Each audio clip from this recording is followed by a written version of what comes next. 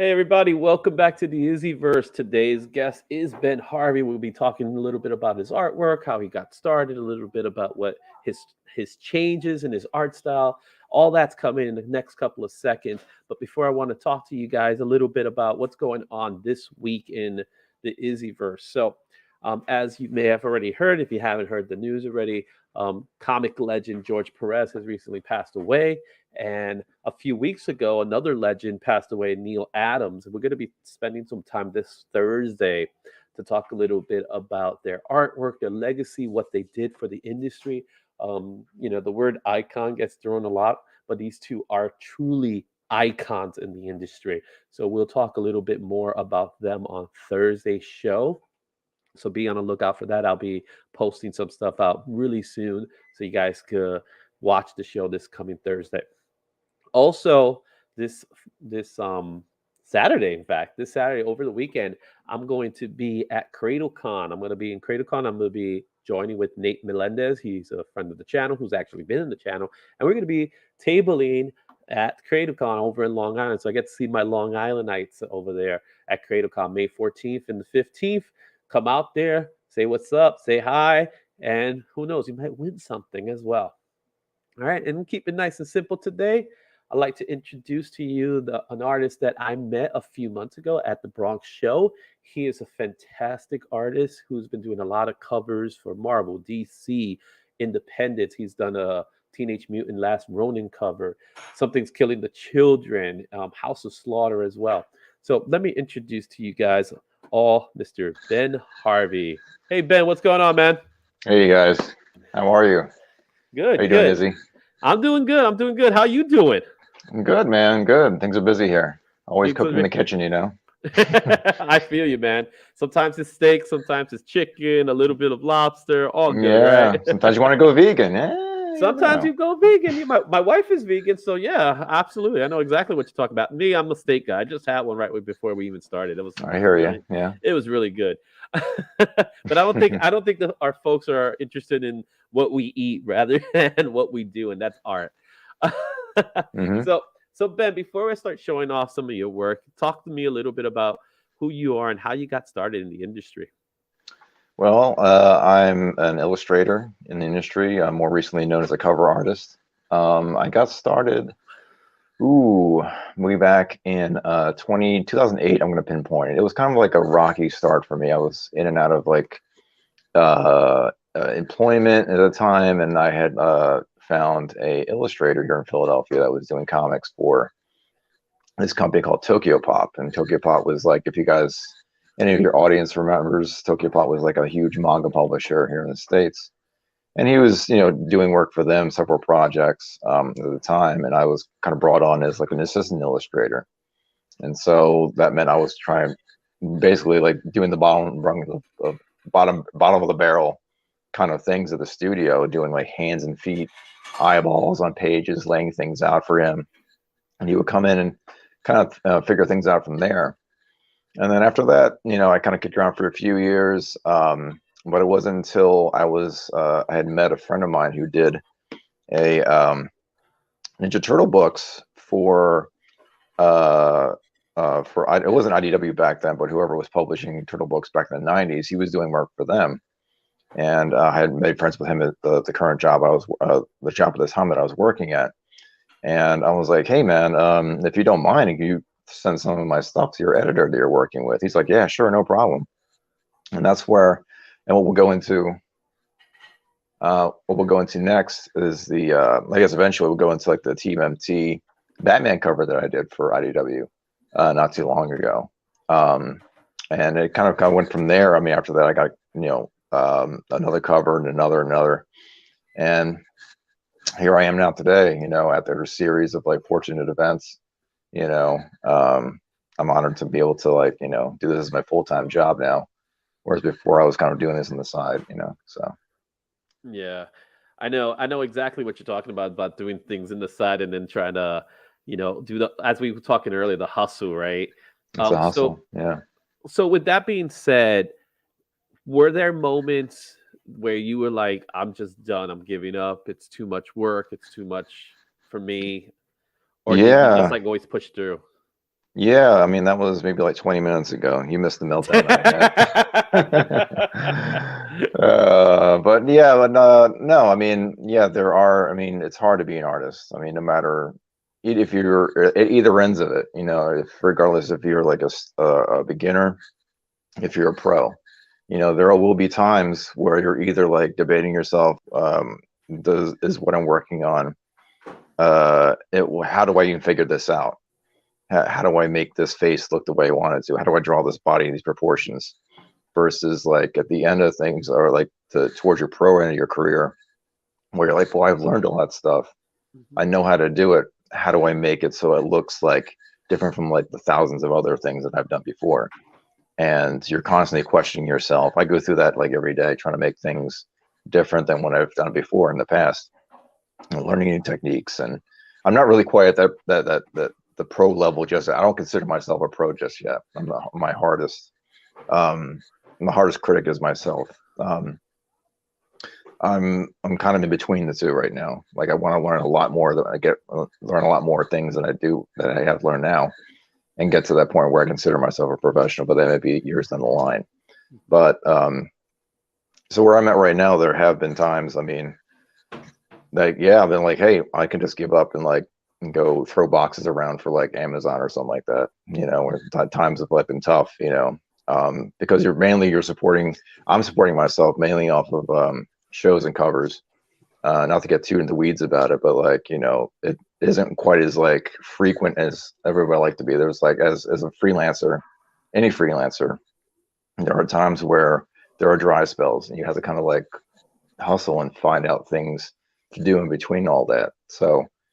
Um, so yeah, I mean, it's like any other game, any other entertainment industry. You know, there are great times, but there are kind of bad times too. But like so far in the past, like I say, decade, there have been a lot more great times than bad.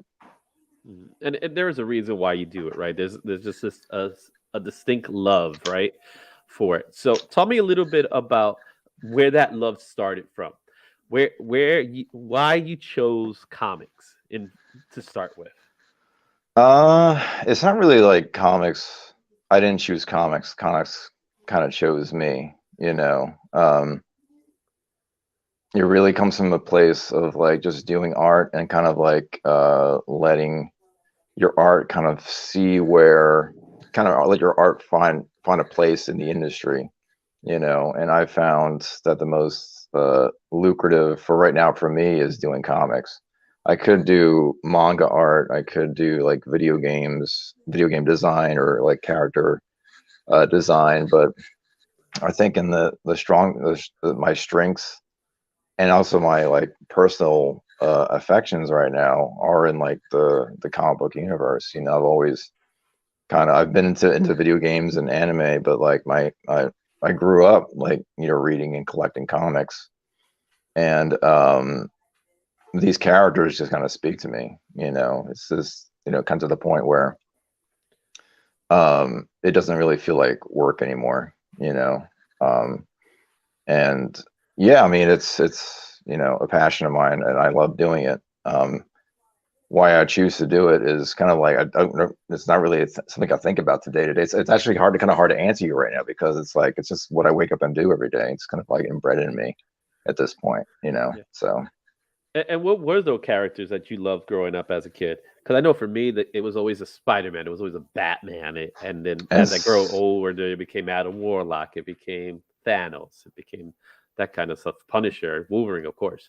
of course, yeah. I was the same. I was the same as you, man. Wolverine, the X-Men, they were all popping off at the time. Spawn Mhm. was popping off at the time when I was growing up. I like kind of the underground characters too, like Scud, the disposable assassin. If you I remember remember that that, guy. by Yeah, Rob Schrab, yeah, that was a great one. Going back into the weeds, Madman. and yeah, yeah, yeah. The things that were coming out from like Wildstorm and Image at the time, from Jim and Rob and all them, uh, were so appealing. They were targeted towards the teenage boys like me growing up, uh, Young Blood and Bloodshot, and well, Bloodshot was more Valiant, but Yeah. uh, yeah, just like those kinds of characters growing up, like the guys with like too many pouches and too many wristbands, and bandoleros flying everywhere. It just appealed to me as a kid. Um, so yeah, and along with comics, thing, I was watching a lot of like anime too, and playing a lot of video games. I can't really obviously every anime I mention now, your viewers probably know automatically off the top of their head like which ones it would be, like Akira and Macross Plus and things like that. So, and my influence, it's like I couldn't really pinpoint my favorite influences just based on comics. As my art kind of like shows that I'm kind of influenced from all different realms of the entertainment spectrum. So yeah. Yeah, you mentioned one of my favorite animes, Akira. Love that. Hmm. Love that. Absolutely love that. Yeah. Um, so with that in mind, you got into the business. You started early with you started doing more cartoony style, I guess more the manga flavor in it, and then it starts to morph into something else. Tell me a little bit about when you were making the decision to kind of like evolve your style a bit. It was really well, let's kind of back up a little bit more. I started out doing comics. Actually, let's go back even further than that. I started out doing video game fan art in grade school. That branched into comics, which I kind of took to in high school as well as kind of into college. But somewhere in between there, and I think it was for me, like I mentioned before, I was interning for that guy who's working for Tokyo Pop doing manga.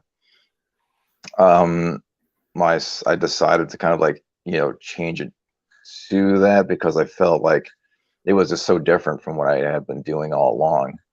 Um, the way the characters were designed, and it was just so cool, And the series, I guess, the series that I had been watching at the time, I was into like a lot of like anime series, and they were kind of like influencing not only me as a fan, but also me as an artist as well. So I want to kind of adapt that to kind of what I was working on. And so that happened. It was kind of more like I said, a more of a I was kind of feeding off of that fandom. It was bleeding its way into my art. And then just in the past, let's say like 8 or 9 years, I got it into watercolor art, which is something I had never done before. I was mainly doing just pencil work, and your fans will see that in a little bit. I was doing a lot of sequential stuff. That was all black and white. I really haven't ventured much into doing color until I came across watercolor as a medium. And well, there it is now. Yeah.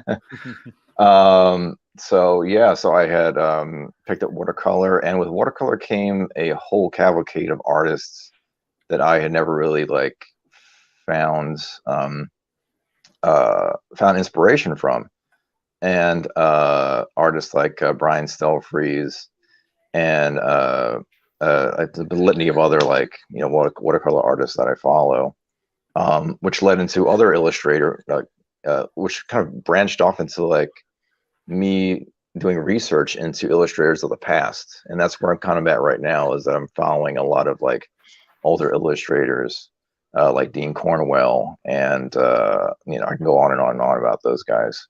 And but yeah, that's kind of how I got to where I'm at today, is through an adventure of like being influenced by entertainment, but also being influenced by my mediums as well to get me to where I am at today. Yeah, because your style is actually leaning towards more of a painterist style, I'll say, Yeah. than your typical, and it's illustrations really.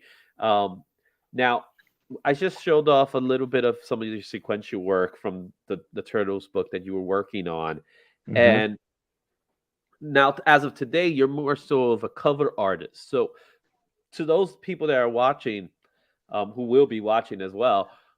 What would you say is the difference between doing sequential work and doing cover work? What makes them different? I guess you could boil it down to other than it being more of a grind to do the interiors. It's far more work, obviously, to do interiors. But the principle, I think, is the same between the two. You're telling stories inside and out of a book, And I think in a way it is a little more harder for me as a cover artist because compared to like a sequential artist, you get 26 pages roughly to tell a whole story. you know. Whereas a cover artist, you only get one image to catch somebody with, you know. So that is the biggest, I'd say, biggest hurdle to being a monthly cover artist, or just a cover artist in general, not necessarily a monthly one, is to catch somebody with one image, you know. And then you're bringing out the gun, all the big guns. You have to bring out the color, you're bringing out value, you're bringing out, you know, the poses of your characters, the subject matter. Where are they at, you know, and is it going to be heavily influenced by the editors? Like, what do they want to see versus is it just a cool pose of the character? All these different things can boil down into your cover art. So, and that's, in my point of view, that's the biggest difference between a cover and an interior artist. And again, I don't mean to say that it's harder to, it's more thought put into doing the cover art. I mean, the interior artists, I do respect them a great deal because you're doing an entire page of illustrations. Each one of them, in a way, each one of those little panels, in a way, has to tell a story. So you're telling a story maybe 100 different times within a book, you know, versus my job and telling it once, you know, to get you into the book. So Yeah, and there is a difference, right? When I think of a cover artist, I think of someone that's going to draw my eye to the image, right? That's going to draw my eye to the book. Really, it's going to sell me the book, right? The book is sold by the cover. It's not by the writer. It's not by the interior work. It's sold by the cover, unless you know who's doing the work inside and they have a following, right? So if you see a book by Donnie Katz, or Donnie Katz as they call him, you're going to be like, I got to pick that up because that's Donnie Katz, right? But yeah, if you see a book by, let's just say, the IzzyVerse, you might say, who's that guy? You know what I mean? And and it becomes a bigger challenge. But if they look at a cover and they say, man, that cover is really speaking to me in some way, I'm gonna go ahead and pick it up. And if yeah, that cover is really speaking to me, I'm gonna just buy it simply on the cover alone. And there are just the people out cover there, alone. Yeah, yeah, there are people out there that buy books just on the cover alone. So exactly. I understand that. I understand that concept. The difference I see with sequential work, as you said, is like both jobs are equally difficult. Where you're trying to sell a book with a cover, but you're also trying to Sure. tell us, you're telling to tell a story within a 22 page span, 22, 26 page span, and the level of consistency that also has to come with that, right? So you cannot draw a page unless you're J.H. Williams, that you could get away with drawing a page looking completely different from a different page. Um, you have to make it look like it's all part of one story. It's like a cartoon, right? When you watch a cartoon, the artwork just doesn't automatically change. It stays consistent throughout, and that's one of the toughest things that sequential artists have to deal with. Of course. Um, Yeah. Not to mention, the inking, the pencils, the lettering, The the deadlines. the deadlines, all that stuff comes into play. So we have one book here that I want to talk a little bit about, that you worked on, and you worked on this book a while back. It's called Rey Mysterio. So you wrestling folks that are watching, you know who Rey Mysterio is, right? hmm 619 all the way. How did Yeah. this project come into play when you were approached to it? I owe the sum of this project to my rep, my current rep, Roberto Jimenez. He knew, I guess it was a financier of the project originally, and they needed an artist at the time, front and back. And the financier brought on Ivan, who's also featured in the book. He's the writer of the book, um, to write the story and concept it. And it kind of went from there. It was, I think the turnaround was pretty quick. I think it was maybe like 2 months, I believe, from start to finish. The deadline, we were trying to premiere it at San Diego Con. I believe it was like 2018, 17, 16, somewhere in there. And we met that deadline. I mean, we got it out before the book, before San Diego Comic Con that year. And yeah, it was a great success. I mean, I got to meet. We premiered it at San Diego Comic Con. I got to meet Rey Mysterio. He was there to promote it, and it was a crazy summer day, you know. Yeah, if anybody Being could be a there. superhero character, why not Rey Mysterio, right? Right. I mean, these guys are literally superheroes. They dress up in tights, they go into a ring and battle it out, you know. It's like, you know, and you have your villains, you have your heroes, you know, your heels, and you have your, you know, your regular wrestlers. So Yeah. yeah. So that's how it kind of came about. I'm very proud of it, you know, front to back. It was my first book that I had not only done the cover for, but all the interior work too. I didn't color the pages. Obviously, we had colorists come in and color those, but all the interior pages were illustrated by me. So, so before we move on from Rey Mysterio's, what was it like trying to get references? Did they provide you with references, or you actually did what we do today and do the internet search for Rey Mysterio's looks, the tattoos, because obviously he has this distinct tattoos. Right. Yeah. His people, you know, his representatives made sure that, you know, if you put Raymond in a book, you have to get everything correct, you know, because I believe at the time he was still with WWF, WWE, which is what it's known now to be. It's E. It's E. It's E, yeah, it's Yeah. E, WE. F the And panda. yeah, the panda, yeah. Yeah, so they had like a whole thing they sent me, or like, you know, here are his tattoos, here's what he looks like. But I took it a step further, you know, I wanted to make sure that his tattoos were exactly how they are in his body. So I believe either Ivan sent them to me or I found them online somewhere. He has a model for, you know, one of the WWE games that he's featured in, a 3D model, and all the skins and everything are there. And we were lucky to find the actual skins that they generated for the game. So we had scans of all his tattoos, his like chest tattoos and everything. I took those and made those into like a map that I was using to kind of Photoshop onto each page, so that in each page they look, you know, I wasn't sitting there drawing 100 different little individual tattoos on, which will look like trash because it's like so small on the character, you A know. bit I of had pain in the butt to draw, I take it.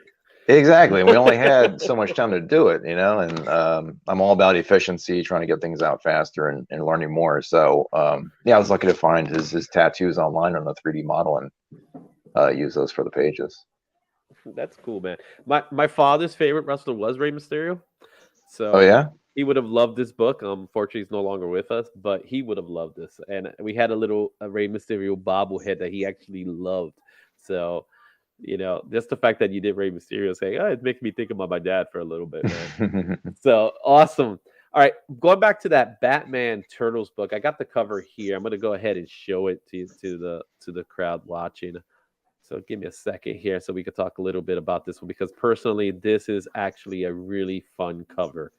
When I saw it, I was like, it immediately took me back. I'm not gonna lie, it took me back to when I would watch um, Batman Adventures, right? The new Adventures of Batman and Robin, when it was on the WB, which became the CW. It was right after the Batman animated series. It was still a continuation of Batman the animated series, but it was more of a sleek design, more modern Yeah, I look. believe it was called the Gotham City Knights, I For a believe it little was bit, I called. think there was a little bit of that, yeah. Yeah. And this version of the Turtles, which is a more updated version, it's not the version we have today, but this version of the Turtles was also the Nickelodeon version of the Turtles. I remember where Donatello had that little gap on his teeth. But but I actually do like this version of the Turtles because it's very cartoony. It still takes me back to the original cartoon, but the artwork is more sharper. So I love the fact that when you did this particular cover, it stood. It doesn't look like a Ben Harvey cover. That's the first thing I'll say. Especially when I'm looking at all the other ones, it looks like the cover for a Batman the Animated Series or a cover for a Turtle. So tell me a little bit about how you changed your style for this particular cover, because obviously you had to. Yeah, so this is the cover that I mentioned before when we were talking about my kind of startings in the industry. I came into it with the idea that they really kind of wanted to see something that was, you know, reminiscent of what's inside the book. You know, and the book was like an all ages book. You know, based on the Nickelodeon series. So I decided, you know, I was like, well, I'll play it safe. You know, I won't do anything too graphic. I'll try to adapt it you know, to that style for the show. And I had done one prior to the Batman Team MT cover. That was I would think even more cartoony than that, you know, Really? and followed the character, because what they do in these situations, like the Rey Mysterio book, they'll send you a packet of information like, hey, make sure to keep everything looking like this, you know. Donatello, his staff has to be so long, or like his he has to have the, you know, obviously the gap in his teeth. Michelangelo, you know, his nunchucks look like this, you know. It's basically you're following their rules in a way. So I was like, okay, I was kind of like telling myself, okay, well, don't mess this up. You know, this is a big book. Don't, you know, try to play too outside the lines with this. So that's kind of how I kind of found myself changing my style over to, you know, but at the same time, my artistic sensibilities were still there, like the way it's laid out, the tunnel, the sewer tunnel with the 2 foot soldiers in the foreground. You know, that was something I would do no matter what style, you know, I was working in. So yeah, so in a way, you know, some of my design sensibilities or my art style is there, but it's more like in leaning more in towards the animated series as well as the Nickelodeon series. Yeah, so it's almost house, but with your taste to it, right? So Right. it's like having a cheeseburger. You can have a cheeseburger anywhere, but it's something that tastes a little bit different, in a way. You could tell I like to eat, but you know, we're talking about the turtles here, right? So, but it is one of those styles that it stands out. It's very cartoony in its look, and it works. But at the same time, even with the colors, the scheme of the colors, like the way the greens are working with the purples, it's so complementary from the beginning, right from the bottom to the top, and vice versa. Um, Yeah. you know, let's go back into some of the other work that's more of your style that we see, and we're getting more accustomed to and getting more out there. So let's go ahead and post these two in particular. So, for those of you who love your Marvel characters, here's a piece of Rogue and Gambit and Thor. I was going to say the Mighty Thor, but I think that's someone else now. Yeah, they changed them over, I think. Yeah. So tell me a little bit about. Let's first start with the Rogue and Gambit, a couple that a lot of people love. Hmm. Mhm. As far as like how it came about, or Yeah. So was it a commission? Was it just you just wanting to drawing them or something like that? yeah, this was actually just something I kind of threw together for promotional purposes again. Mhm. And I wound up doing a print off of both of these pieces. I've always been like an X-Men fan, you know, ever since like I said, I started out reading comics, and whenever I go to shows, you know, I originally I had a Gambit piece in our portfolio. People would go crazy over. They're like, "Oh, we love Gambit. We don't see enough of him." You know, likewise at Rogue. I was like, I wish I had a, you know, fans would come up to my table asking me if I had any Rogue pieces on me, and I didn't at the time. So like, I got to fix this. So you know, I was like, well, I'm better at doing digital art now. Let's see if I can knock something out. You know, featuring them both. You know, and yeah, it was a lot of fun to work on. I kind of used a new style of a technique, if you guys want to get technical with it, where I was doing like a gray underpainting with everything first to kind of figure out how dark to make things, and then on top of that, I would do like the colors to kind of make everything pop and bring it out more. Um, and so yeah, that was a lot of fun to work on. The Thor piece is actually a commission that I was commissioned to do. I believe it was, I finished that maybe last year. Yeah, it was probably last year sometime. And there really weren't any like prerequisites with that or with either piece. It's kind of like my own choosing.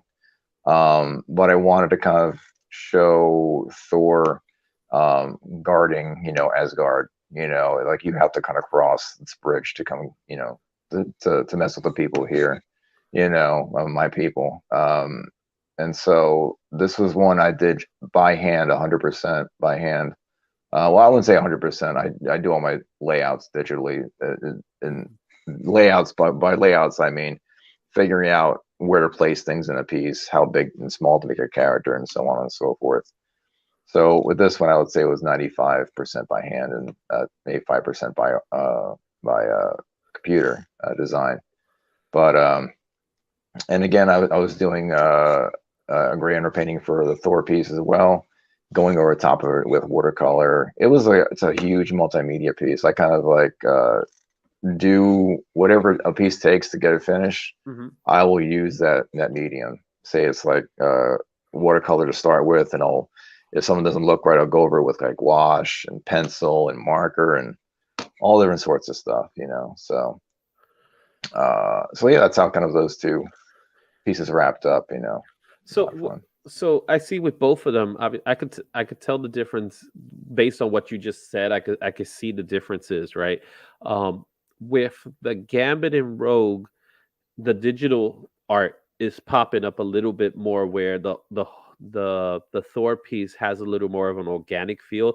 But the one thing that really stands out specifically with the Thor piece is, for me, is the Rainbow Bridge.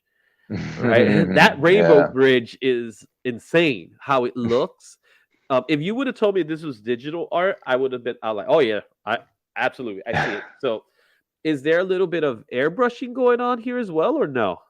Yes. That Rainbow Bridge, man, I'm glad you brought it up, because that Rainbow Bridge was such a bane on my back, man. It was probably about a week it took me kind of figure out why it wasn't working. Like originally I did it, excuse me, and it wasn't bright enough. It wasn't popping out to me enough. And this is like an illuminated, bright bridge, you know? So I'm sitting there thinking, like, how do I actually make this pop the way I wanted it to? And so it was, I just started using airbrush maybe like a year or two ago, because I was frustrated that I couldn't get smooth gradients, like cloud looking gradients into my work. It's really hard to do with watercolor the first time, hard to do with any other kind of medium, almost impossible. But I had the airbrush kit, and I decided, well, I'll go around Thor by his feet, kind of add some cloud effects in there, touch it up with a little bit of marker in the bridge to brighten it up. And I think I wound up doing like 3 or 4, maybe even 5 layers of color or effects on that bridge to get it the way I wanted it to at the end, you know. So yeah, thank God for airbrushes and markers at the end of the day. It saves your butt, you know. Yeah, it's one of those things that as an artist, when you start doing a piece, and to your mind, you're thinking to yourself, "Oh my goodness, this person's gonna hate this. This person's gonna hate this. How am I gonna make this better? How am I gonna make this better? Okay, I'm gonna try this. I'm gonna try this. I'm gonna try this." And you just keep toying with it. You keep toying with it. I'm almost certain that the person who commissioned this would have gotten the first rendition and been like, "This is awesome." Yeah, but right. you know, as a perfectionist, you say to yourself, "It's not awesome enough." And even No. when and even at times you might give it to them, thinking to yourself, you apologize. Sometimes you have to go as far as say, "Well, I'm really sorry that it's not exactly what you want. I hope it is good." And they look at you and they tell you, "This is the greatest thing I ever seen." It's one of those moments where you, as an artist, you beat yourself off. Yeah, it goes back to what we were saying before, when we were talking about, you know, what are the harsh, you know, what's so hard, you know, what's the hardest thing about being an artist, or the times where you get down on yourself, you know. That's kind of every piece that you do. There are low times in it and there are high times in it, you know. And the hardest times for me every time is when it's in the planning stages, you know, and when you're just getting it to the point where you're happy with it, you know, which doesn't come for a long time for me. Like it takes a lot of work for me to get to the point where, like, all right, this is flowing, this is gelling. I see light at the end of this tunnel, you know. So, And sometimes you need to bring like an outside source, right? So like for me, I'll have to go to my spouse and tell my spouse, like, "Hey, honey, look at this and tell me what you think." And she, you know, if I'm the hardest critic on myself, she's the second, right? She'll be very honest with me and say, "Well, I don't like what you got going on here." And then that's something you probably say, but and then you might excuse yourself for it because you're looking at something else, and then you see it and it's like, "Oh, now I see that. Let me fix that." So, you know, do you have that second opinion of it? Like who you yes, go to? yes. I'm lucky enough to have a girlfriend that, you know, is always there for me 24/7 almost, you know, that I can push things to and ask her, like, "Babe, do you really like that? What God's honest opinion? What do you think about this? What do you think about this piece?" Don't, you know, don't hold back any punches. So she's great. But also I have, other artists. I mean, my girlfriend's an artist too. She knows, what I go Oh, that's through. awesome. Yeah, exactly. It's handy, But at the same time, I'll have like other professional artists, colleagues of mine that I will throw things to and be like, hey, man, I do not know what's wrong with this piece. Something is off. Either it's like the lighting or like the way I've been staring at it so long that I can't see the problem. So it's all, yeah, like I said, it's always best to, get a second opinion on a piece, no matter, if you think what's wrong with it, or, sometimes you just never know because you've been staring at it too long. So yeah, I agree. All right. Let's go with some manga stuff that people might want to see. okay. All right, so I grabbed these two. All right. If anybody knows who those two are, I'm sure they come from My Hero Academia. The best frenemies in the world, right? I think we could call them frenemies at this point. Right?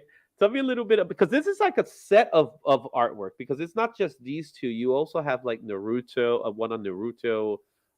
Is there a Dragon Ball one as well? I believe. Did I see a Dragon Ball one? No, I don't think so. I think Okay. mainly Naruto and a few other characters from other series as well. Okay, so tell me what inspired you to do these works.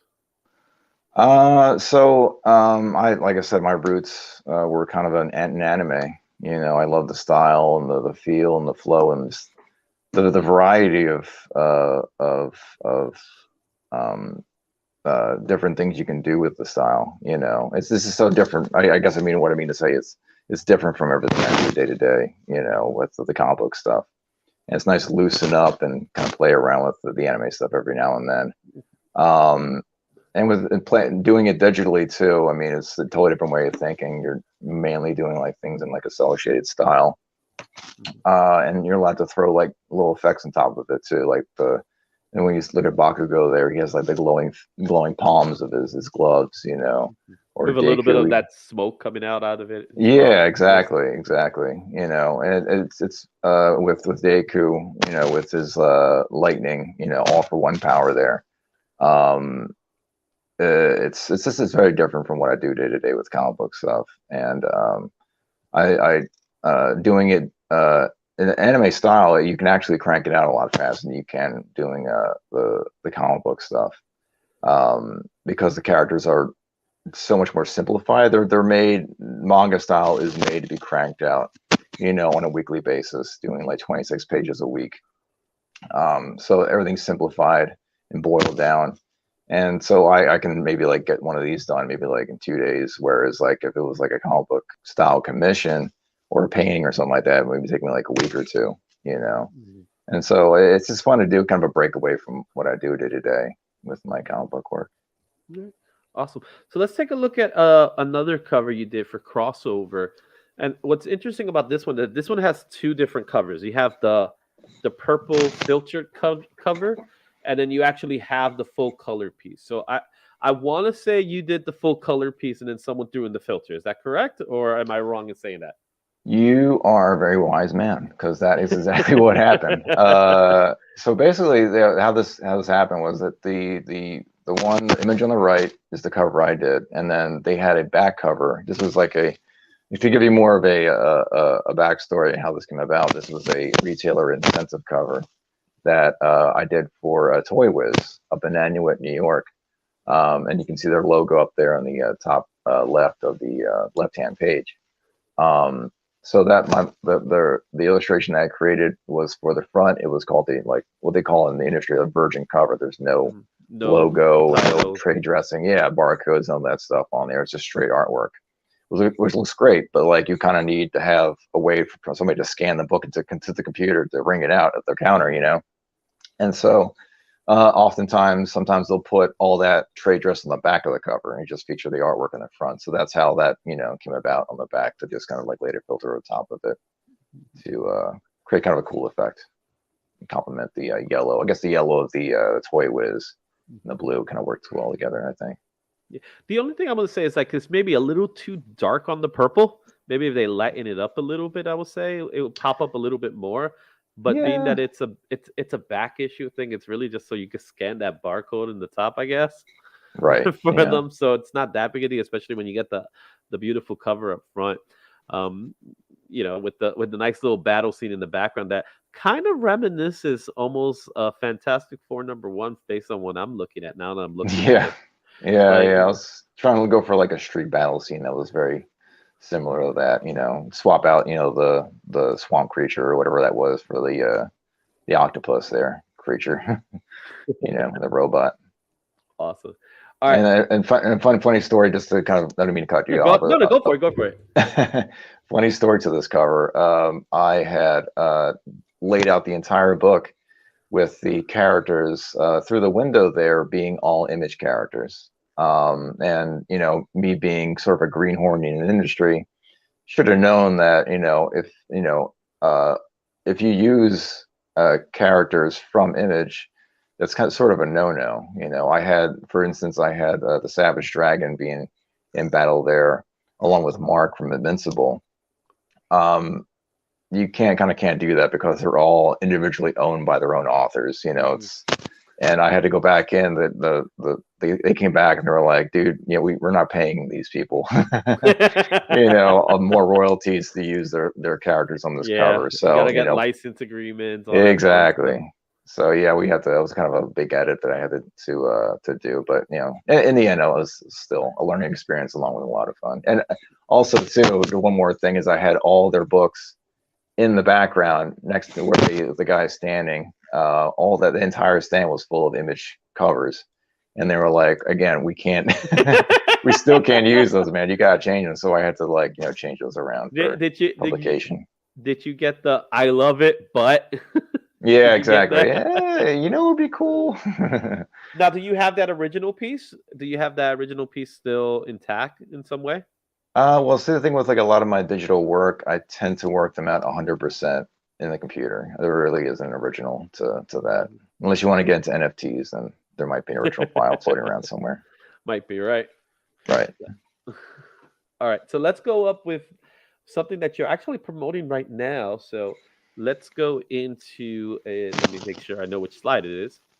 That's the hard thing here with StreamYard. It's like you get these little windows to see, okay, this is the next slide. I'm like, I don't know. I can't tell. But it's this. We got a very popular book today. Something's Killing the Children. I keep hearing more good stuff about this particular title. You actually did a variant for them. And the other one is House of Slaughter, another popular title that's coming up. I'm starting to notice that horror comics are becoming a big deal these days. A lot of people are really getting into horror comics. Talk to me a little bit about these two pieces that you have floating around now, right? Yeah. I believe that Something's Killing the Children was released a couple of months ago, and then the House of Slaughter was just released a few weeks ago. So yeah, how this came about was I started working with a retailer out of New Jersey, 616 Comics, 616 Comics, and they've been amazing to me. They had me on a slew of retailer covers with them, which were mostly like horror books for the most part. Bunny Mask was the first one I did for them. Then Silver Coin and you can go to my website and see the slew of covers that I had done for them in the horror genre. And I think that caught the eye of a few other retailers, particularly Warp Zone and Stated Comics, which did the House of Slaughter, Something's Killing the Children cover that you see on the left. They had commissioned me to do that. I had kind of built a reputation with Boom. Prior to that, I had done another retailer cover for thatdudebooks.com. They wanted me to do a Power Rangers cover for them, and I kind of kept in touch with the publisher Boom Studios, and they have me now on a list of artists that would you like to work with this artist on your next cover, and I was one of them. So that's how it came about of me doing Something's Killing the Children, and then the follow-up House of Slaughter, which kind of continues is a spin-off book in the same vein. So let's go ahead and I'm going to actually go to your website right now so we could see some of that work. So let's go ahead and do a share there. So make sure we got that up. There we go. All right, let's see if I can just do a full screen, see what happens here. Not much. But you know why? Because I'm looking at the wrong full screen. That's why. So let's get the right one. Technical difficulties, folks. This is what happens. But really, when I'm looking at all these works, it's amazing how much work you're actually getting out there for people to see. And so, these covers, first of all, are amazing covers. They're all very distinct, but it's all very much your style. And that's what's so great. And I love the use of the use of colors that you use. You have this way of using these neon colors that seem to pop out really well. What made you start thinking about these neon colors in particular? Was it something about the neon colors that was just working for you really well? I kind of lend most of my color palette selection abilities now to artists like Brian Stelfreeze and everything that he's done. He really goes a long way to like make sure every color that he uses in a color to his advantage. And they each one of them just pops. It's kind of one of the fundamentals of doing color art, and painting and things like that. You have to. It's all about contrast, one versus another. So for instance, that rain cover there, you have the hot sky background versus a very cool girl under the umbrella. Mhm. And so, for instance, in the Someone's Killing the Children cover, I really wanted to direct the audience's eye not only to the focus of the page, which was the children and Erica Slaughter, but also the writing in blood on the walls around, the stairwell to the basement, which is really what people want to see. They want to know that this, because when you look at it, it's like, okay, this Erica Slaughter going down to the basement. What else is going on here? What is this story from? Like when you see this on the shelf, I wanted people to see that title and not only, be attracted to the colors and the layout, but also the entire canon behind the cover too. So it's like, oh, Somebody's Killing Children, I'll pick that up, So the more you use that contrasting color, the better your color sets will be. Yeah. And here's the bunny mask one, which Yeah. Bunny Mask is one that I've been interested in looking into because I'm not much of a horror guy. I really am not. But Bunny Mask always seems to be like something that's lately has been interesting. Actually picked up the free comic book this week that came out, so looking forward to it. Yeah. This It's a was great another. series. Yeah, this is another one of these covers that I just went, whoa, this is crazy. This is insane. This is the kind of stuff that, I'll be like, uh-oh. Right. Yeah. Exactly. With the horror books, and like you kind of have to kind of shock and awe people, Mhm. and it's not really naturally my realm of expertise. Anybody that really follows my art, they wouldn't really think of me doing horror books. Yeah. So when I got into it, I was like, you must just go full tilt, Yeah. This one actually reminds me of a Hindenbrand cover, the Hindenbrand brothers, with the way the colors are working. So I'm seeing a lot of that in your artwork here. I don't know if the Mhm. Hindebrands are an inspiration or anything like that for you. No, I vaguely know of their art, but I don't follow them Mhm. specifically. Here's another great, the last Rodin piece, which is always good to see. I love this bike. What was the influences around this particular cover? Because again, you mentioned Ikea, and this is screaming Ikea to me. Yes, Akira, obviously, one of the big influences, but oddly enough, and this is something I didn't realize or know about until later on. I've been hearing like Purple Rain, the album cover to that Prince Yes, album, where yes, he's I on the see that bike. now. Like people have brought that up to me on multiple occasions, like Purple Rain, Purple Rain. I'm like, oh, I kind of see it now, but it wasn't like anything that I had looked at specifically before doing that cover.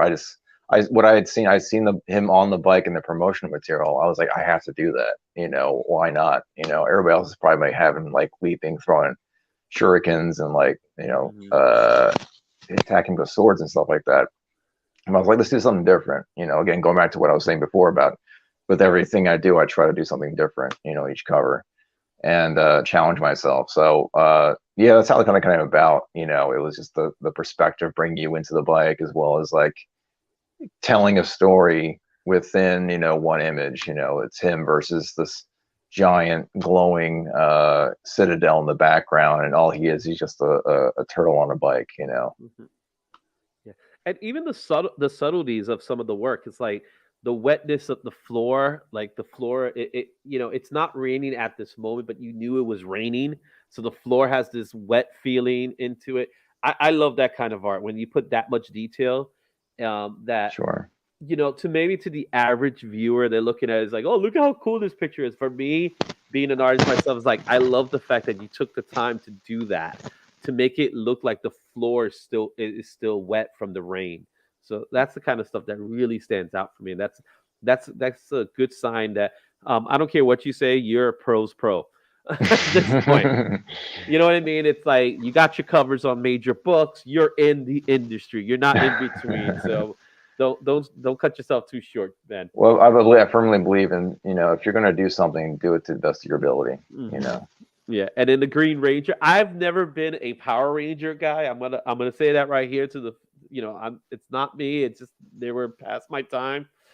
But this one in particular is so great seeing the Green Ranger, and it's just the use of force perspective is fantastic here. I love the use of force perspective where the knife is coming towards me, but he's really in a fighting pose rather than I'm going to stab you pose. So, and I Right. love the little foot soldiers in the background. So this is a really good, especially that one guy that's just like right here. I love this. This to me is like taken straight out of a how to draw book. That's what I think. When you say different poses, that you always had that one guy like that. Yeah, exactly. Very classic. Yeah. Funny story behind that piece is that it started out as a very complex piece. I had him like in the middle of a city surrounded by a dozen like putties, and it was just so overly complicated. I was like, what am I doing? It's one of those occasions, the occasions of what I was talking about before, how you get so caught up in a piece, you kind of don't see what's wrong with it. And so I had to shut it off a little bit. And then somebody recommended, like, hey, how about you just cut all that stuff out? Like, why don't you just focus on what we need to focus on? And that was the Green Ranger, So I kind of like mashed all that out and just really focused on him and put the putties in the background. And here we are today. It works a lot better. Yeah, it's definitely a great piece. And then you also have an alternate version where he's actually within the lightning bolt too, right? I believe, yeah, they did that for like in the back cover. Yeah, that's Yeah. this one here. Yep. Yeah, there it Yep. is. Mm-hmm. So it's the same image, but he's behind the lightning bolt, but I can see the lightning bolt in the background too. So that's interesting to see. And if anybody was interested in this Avengers cover as well that you did, so this was an Avengers. So it's Marvel Action Avengers, but I see in the bottom IDW. So talk to me a little bit about how this came about.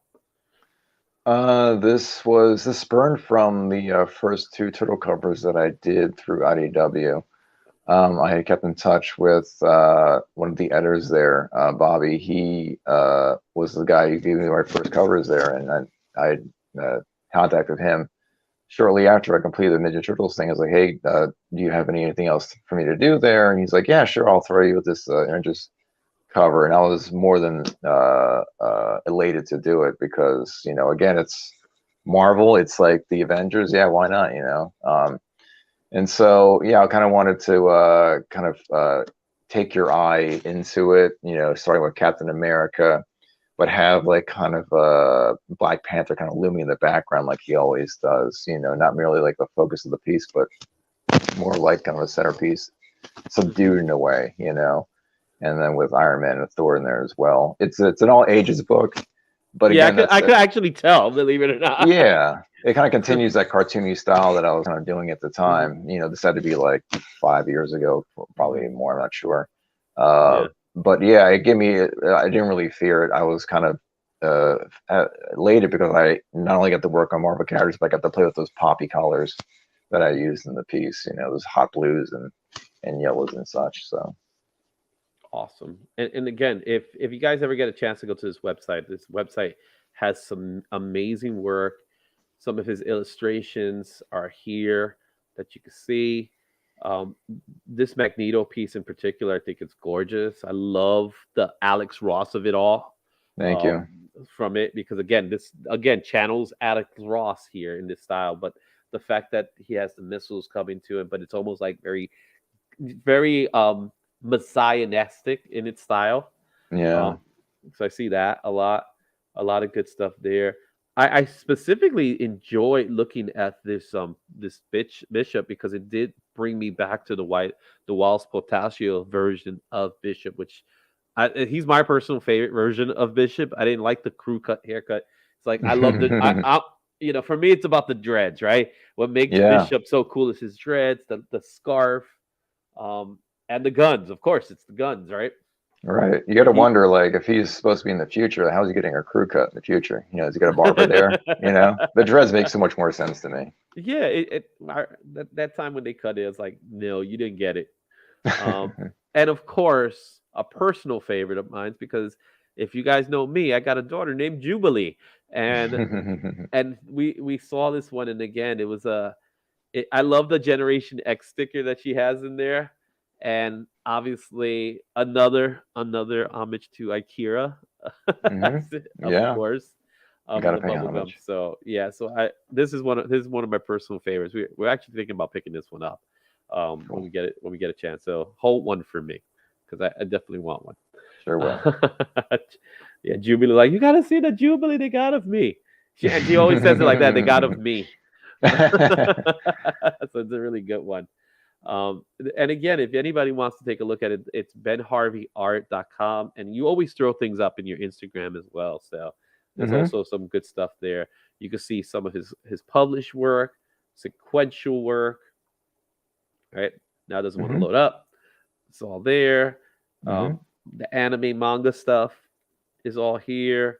It's a good smattering of my entire portfolio there. Yeah, it really is. It really is. I'm working on building my website too, man. But when you do things all by yourself, it's a little challenging to get it done on a certain time. Yeah. And your contact information. So this actually gives us our opportunity for us to share with the audience your contact information. So let me stop sharing the screen here for a second. And Ben, where can people find you? I know we got it scrolling down, but go ahead and say it. Obviously my website, benharveyart.com, but I'm also all on the socials. Ben Harvey Art on Instagram, Ben Harvey Art on Twitter, Ben Harvey Art on Facebook. And I should have an ArtStation page up soon as well. So yeah. Right. And also, I'm sorry, also Patreon. I'm on Patreon too. Absolutely. Yeah, definitely. So if anybody wants to get a commission or anything like that, they could contact you through your Patreon or your Instagram or anything like that. Or what's the best way for people to contact you for commission? Right now, we just started a email address specifically for inquiries that will get eventually funneled to me. That's benharveyinfo@gmail.com. That's all one word, benharveyartinfo@gmail.com. And that'll get you to me at some point. benharveyinfo. benharveyartinfo@gmail.com. And usually people send commission inquiries through there, show appearance inquiries, things like that. All right, let's get that up there so people can see it. Yeah. And stuff. So, Ben, it's been great, man. I'm looking forward to seeing you soon in a couple of weeks, right? We're gonna do the Bronx show together. Yeah, I'll see you there, man. Yeah, it'll be a lot of fun. I will be there. We'll chat for a little bit. We'll see what else. And you got a Jubilee piece holding for me. I will. Yeah, got a lot of hands trying to get on. I'll smack them away for you. Awesome, man. All right. Thanks for attending the show. I'm just gonna push back in the lobby so we can end things up here. Okay, thank you. Thanks, you. guys. Bye. So that was my interview with Ben Harvey. As you can see here, if you want to get any commissions from Ben, just reach out for benharveyartinfo@gmail.com. You can find his work in pretty much every social under Ben Harvey Art. Go to his website. His website's fantastic, the amount of work that's in there. And obviously he's just going to keep throwing more stuff out. I consider Ben one of those guys that you're going to see blow up even more. I really do believe it. So with that said, guys, be on the lookout for this week. I'm going to be doing my George Perez, Neil Adams discussion. We're going to have a tribute show for them to remember them, talk a little bit about why they were so great, because they are great. They were by far two of the best artists but not just artists, but just people in the industry and overall good guys. So be looking out for that one. As I mentioned to you guys before, I will also be on CradleCon this weekend.